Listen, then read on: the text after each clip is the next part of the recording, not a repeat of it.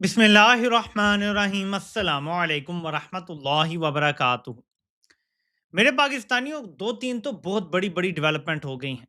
फजलुर रहमान से फौज क्या मांग रही है कि तुम जत्थे बनाओ और जाके लड़ो।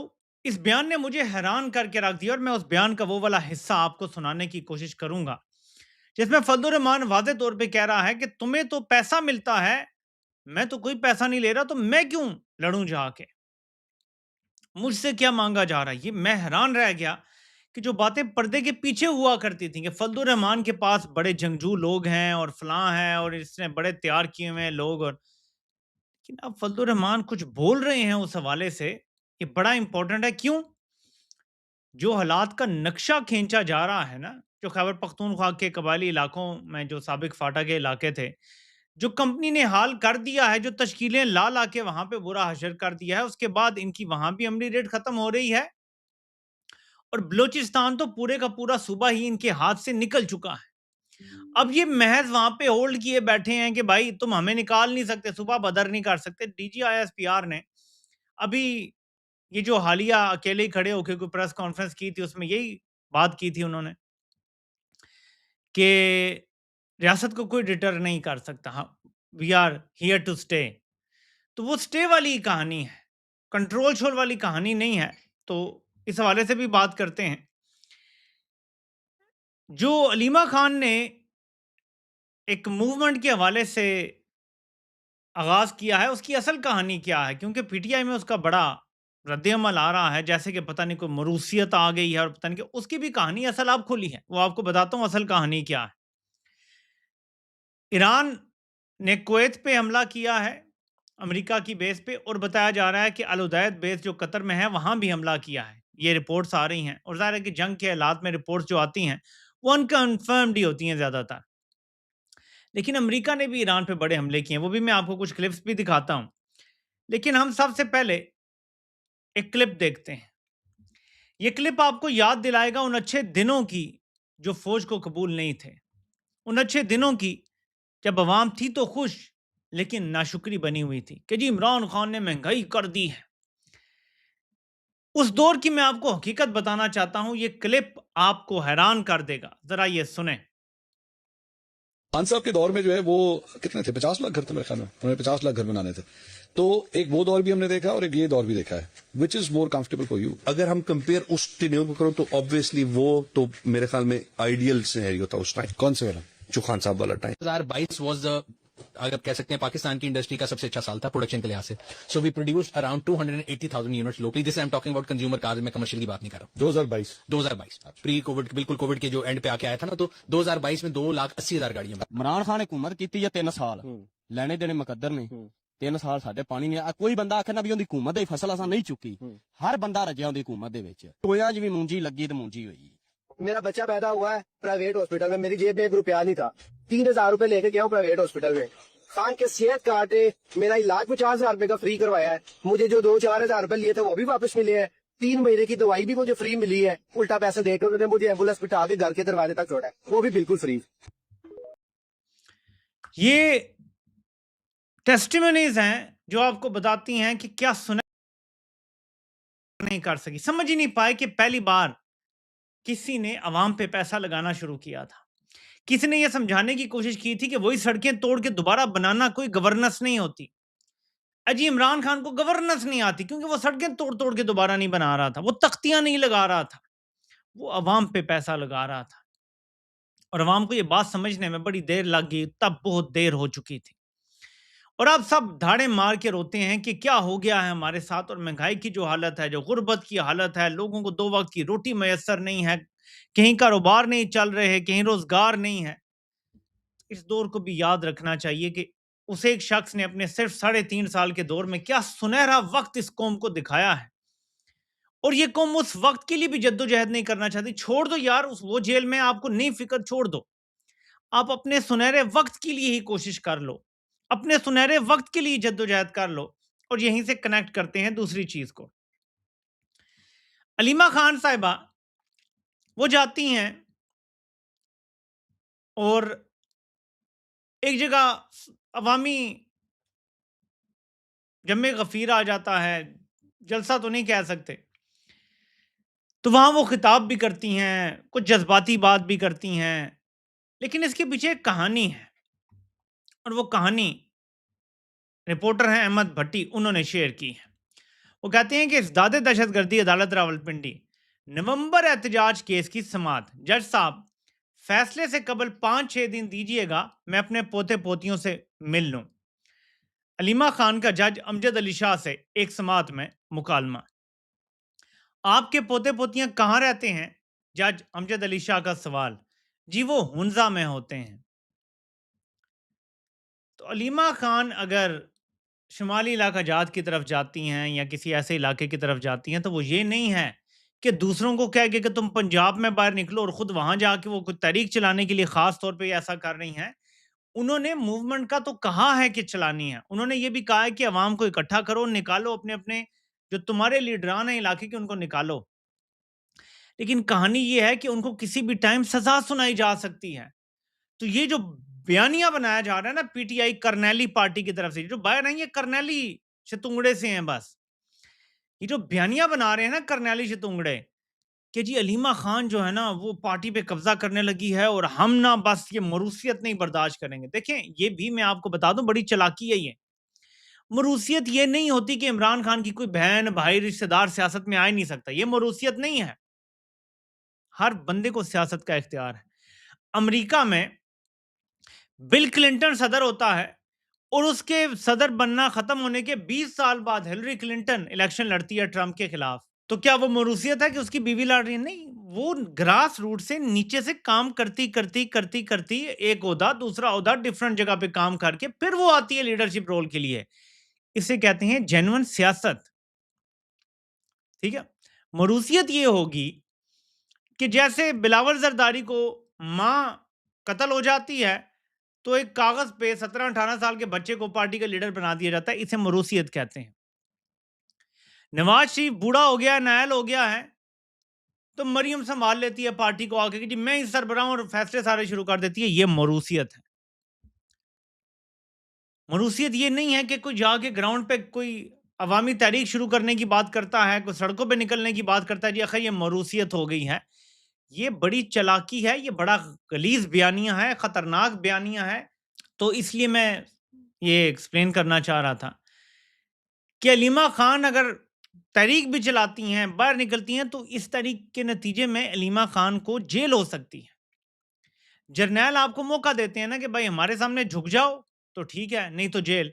अब अगर आप आगे से झुकने से इनकार कर दें और कहें जी कि हम तो तहरीक चलाएंगे, हम तो नहीं बैठेंगे, तो फिर आपको जेल में भेज दिया जाता है। यही तो इमरान खान के साथ हुआ था। तो अलीमा खान को कोई एसी वाले कमरे नहीं मिलने वाले। अलीमा खान को कोई ब्लू पासपोर्ट नहीं मिलने वाला इस तहरीक के नतीजे में। अलीमा खान को जेल मिलेगी इस तहरीक के नतीजे में अगर वो चलाती हैं तो। और आप जरा सोचें कि मुशर्रफ दौर में जब नवाज शरीफ जेल में था और उनकी अहलिया निकल आई बाहर सड़कों पे, परवेज मुशर्रफ भी डिक्टेटर था, आज आसिम मुनीर भी डिक्टेटर है, लेकिन परवेज मुशर्रफ ने नवाज शरीफ की बीवी, बेटी, बेटों, इन सब को जेलों में नहीं डाला था। ये बड़ी इंपॉर्टेंट डिस्टिंक्शन है कि मौजूदा डिक्टेटर को कोई अखलाकियात का किसी किस्म का कोई दूर दूर तक कोई एहसास तक नहीं है कि यार दुश्मन की भी घर की औरतों की इज्जत की जाती है, दुश्मन की भी घर की औरतों पे हाथ नहीं डाला जाता। लेकिन इमरान खान को दुश्मन ऐसे मिले हैं नीच किस्म के कि वो घर की औरतों तक पहुंच गए हैं। एनीवे, तो ये तो क्लियर हो गया। अब आते हैं ईरान पे जो सूरत हाल है, क्योंकि एंड में करूंगा जो फजलुर रहमान से डिमांड की है फौज ने। ये ईरान पे जो हमला हुआ है उसके कुछ मनाजिर हैं।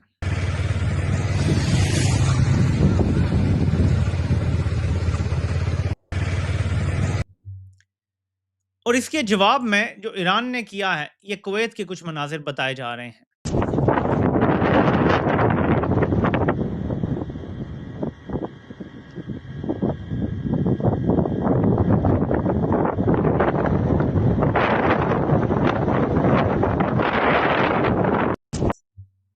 तो हालात कशीदगी की तरफ बढ़ रहे हैं और मुसलसल कशीदगी की तरफ बढ़ रहे हैं।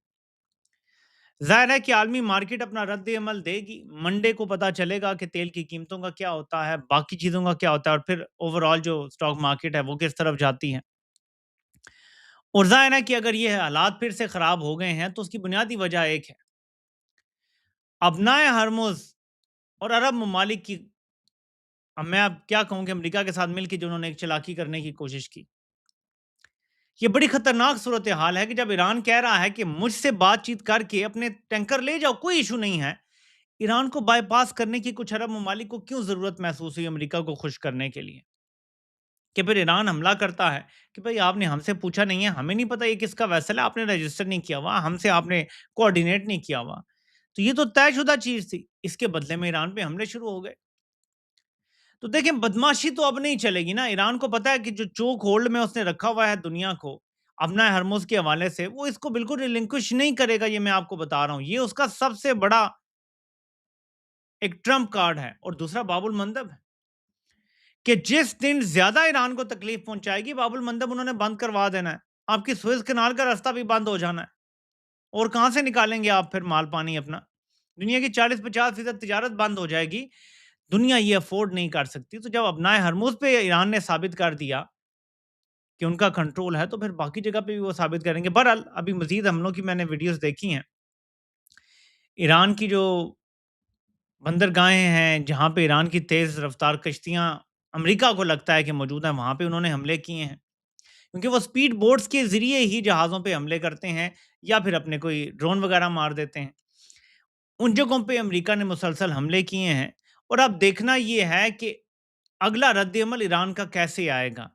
क्योंकि जब मुआहदा होता है तो ईरान एक ही बात कहता है। पाकिस्तान से भी उसने एक ही बात कही थी, कतर से भी उसने, कि देखिए बातें तो बड़ी अच्छी हैं मुआहदे में कि ये भी मान लेगा अमेरिका, वो भी मान लेगा, वो भी मान लेगा। आप हमें बताएँ गारंटी कौन देगा कि अमेरिका इस पे अमल दरामद करेगा? और तब पाकिस्तान तो गारंटी देने की पोज़ीशन में नहीं था। लेकिन कतर ने शायद कोई दी होगी जिसकी वज़ह से मामलात आगे बढ़े थे। सो अब सूरत-ए-हाल जो है वो काफ़ी ख़राब हो चुकी है और किसी किस्म की कोई गारंटी जो है वो अब किसी की तस्लीम नहीं की जाएगी। अगर कतर भी गारंटी देने के काबिल नहीं रहा, पाकिस्तान भी नहीं रहा और अमेरिका मुसलसल हमले कर रहा है, तो नेक्स्ट टाइम ईरान ने किस पे भरोसा करना है आप मुझे बताएँ? नेक्स्ट टाइम तो भरोसा मुश्किल हो जाएगा, which means this deal is dead. और मैं क्यों ये बात कर रहा हूँ? क्योंकि मैं आपको पाकिस्तान के हालात की तरफ लेके आना चाहता हूँ और उसके लिए मैं आपको फजल रहमान का ये क्लिप सुनाना चाहता हूँ, जिसके बाद हमें पाकिस्तान के हालात का अंदाज़ा होगा। वैसे मैं इस बंदे की किसी बात पे यकीन नहीं करता, लेकिन ये क्लिप इम्पोर्टेंट है कि आप सुनें। फिर कहते हैं हमारे जवान भी तो शहीद हो रहे हैं।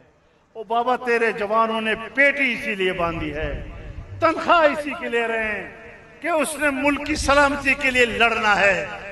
तुम अपने खून का मेरे ऊपर क्या एहसान डालते हो?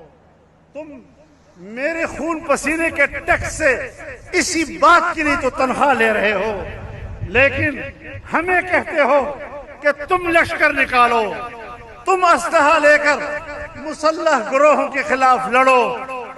मैंने कोई तनख्वाह नहीं ली, मैं कोई लश्कर नहीं बनाऊंगा।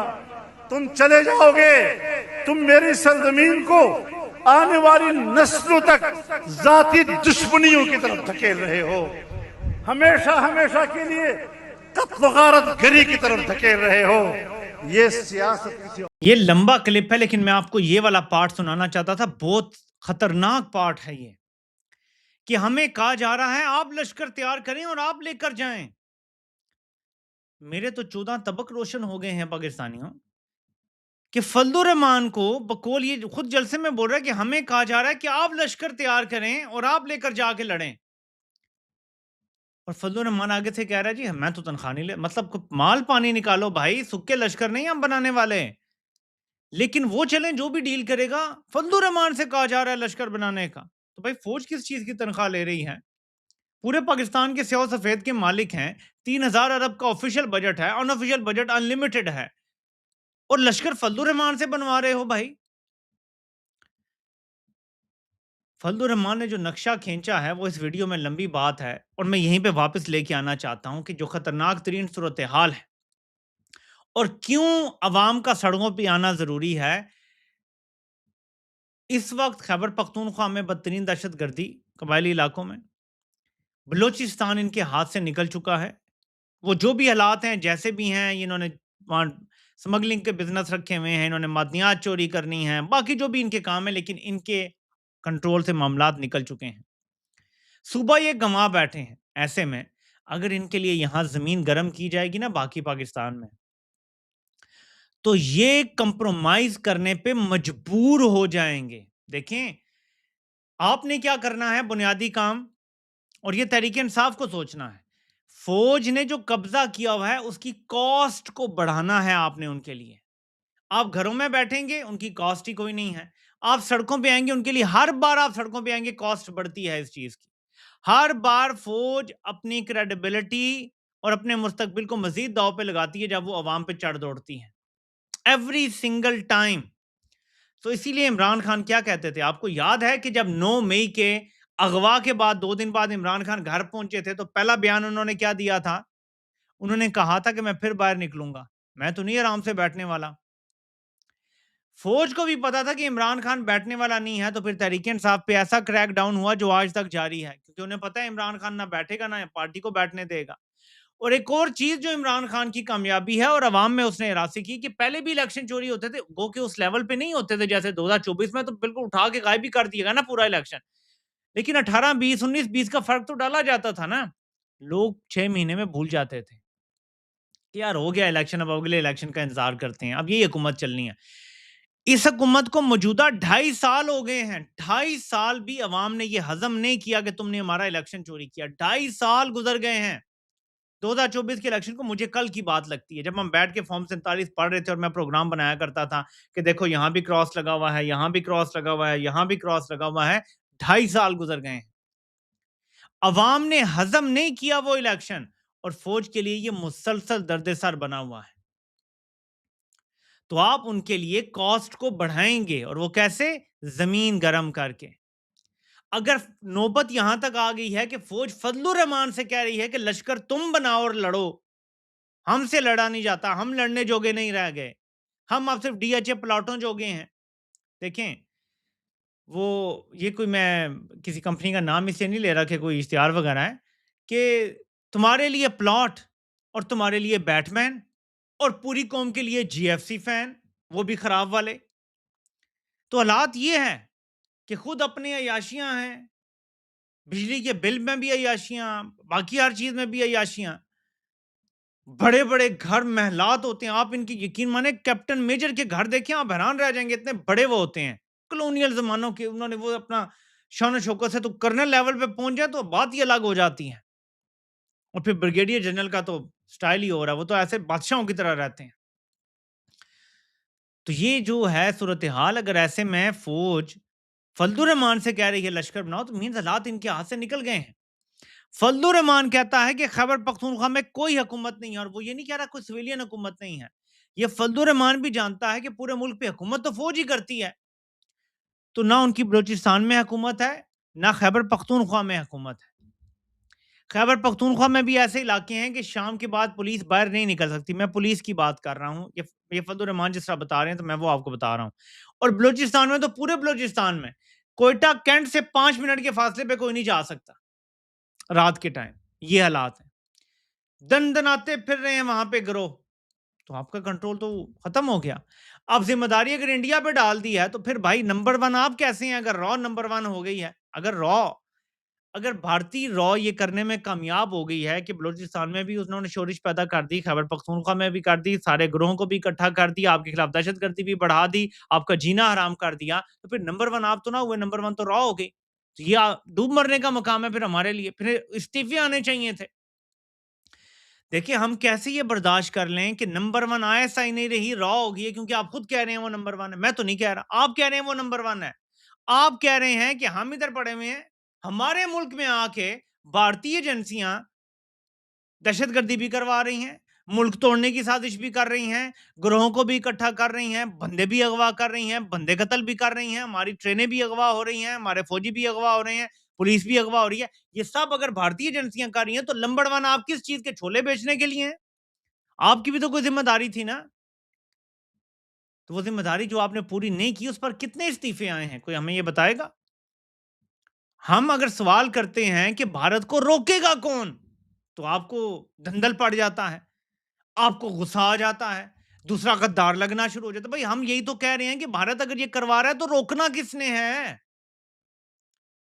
ये अच्छा, भारत जी पैसा देता है, इनको हथियार देता है, वो आते कहाँ से हैं? भारत ड्रोन से गिरा रहा है, क्यों हॉट एयर बलून के ज़रिए गिरा रहा है, उनके जहाज़ आके यहाँ पे सॉटीज़ फेंक रहे हैं। कैसे आ रहा है? बॉर्डर से आ रहा है ना, अगर असला आ रहा है, अगर पैसा आ रहा है। बॉर्डर पे कौन खड़ा है? बॉर्डर किसकी ज़िम्मेदारी है चेक करना? बॉर्डर किसकी ज़िम्मेदारी है वहाँ से स्मगलिंग को रोकना? अगर हथियारों की स्मगलिंग हो रही है, भारतीय करेंसी आ रही है और डॉलर आ रहे हैं, ये रोकना आपका काम है। मैं बताऊँगा आपको आपका काम क्या है, या आपको खुद पता होना चाहिए आपका काम क्या है? तो ये एक्सक्यूज़ वो खत्म होने चाहिए। पाकिस्तान को बचाने का वायदा है कि आप बैरकों में जाएँगे और वाक़ई नंबर 1 होने का सबूत देंगे, भारत को रोकेंगे अगर वो ये साज़िश कर रहा है। ठीक है? फितना और हिंदुस्तान का कला-कमा करेंगे और हुकूमत सिविलियंस के हवाले करेंगे ताकि वो हुकूमत चलाएँ, आप बॉर्डर कंट्रोल करें, दहशतगर्दी कंट्रोल हो और मुल्क में अमन सुकून आए और फिर कारोबार चले। ये फ़ॉर्मूला है, इसके अलावा हर फ़ॉर्मूला जो है, वो नाकाम है और नाकाम ही रहेगा। आपसे इंशाल्लाह फिर मुलाकात होती